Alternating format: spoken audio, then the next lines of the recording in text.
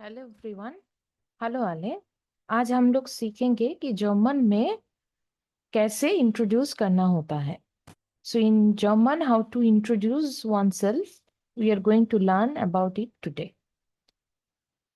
So you can start the introduction with a simple greeting by saying hello, गुटेन टाग।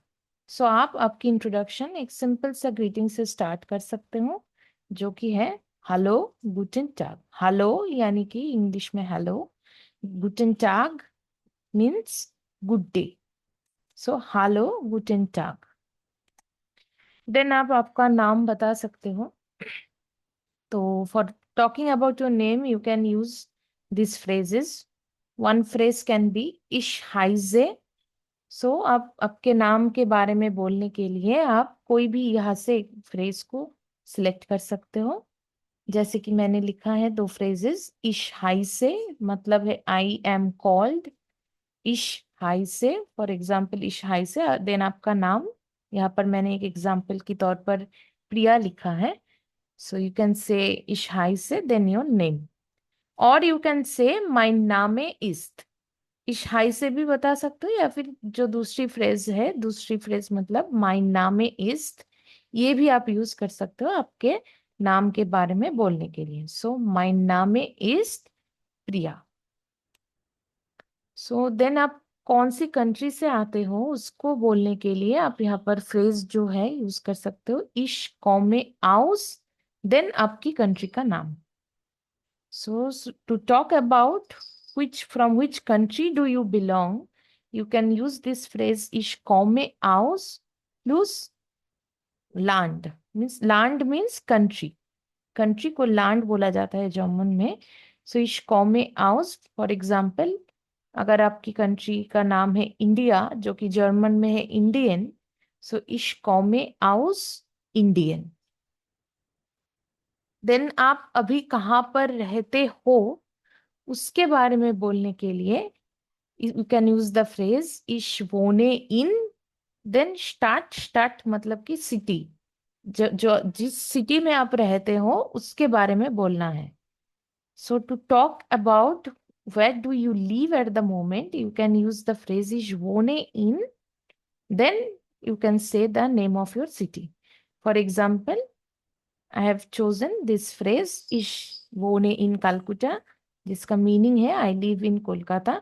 ऐसे करके you can say about your own city name. Then to talk about your profession you can use the phrase इश बिन, then बेरूफ। बेरूफ यानी कि German में profession को बेरूफ बोला जाता है। So to talk about your profession you can say इश बिन, देन आपका जो प्रोफेशन है वो बोलना है। Means the profession you are in, you can just say about it after saying इश बिन। अगर आप स्टूडेंट हो तो आप यूज करोगे इश बिन स्टूडेंट। अगर आप कोई भी प्रोफेशन, जैसे मैंने यहाँ पर टीचर का प्रोफेशन लिया है, सो बोलना है इश बिन लेयरर। सो ऐसे करके आप आपका प्रोफेशन बता सकते हो। Then to talk about the languages which you speak, तो आपको जो जो भाषा आती है उसके बारे में बोलने के लिए आपको सिलेक्ट करना होगा वो पहला वाला जो फ्रेज है इश स्प्रेशे। So to talk about the languages you know, you can use the phrase इश स्प्रेशे, देन जो भी language, the language which you know, you can just say it.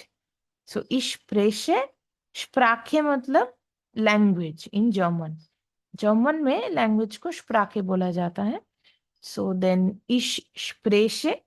अगर हिंदी आता है तो हिंदी, इंग्लिश आता है तो इंग्लिश, जर्मन में इंग्लिश को इंग्लिश बोला जाता है। सो इश स्प्रेशे हिंदी, इश स्प्रेशे इंग्लिश।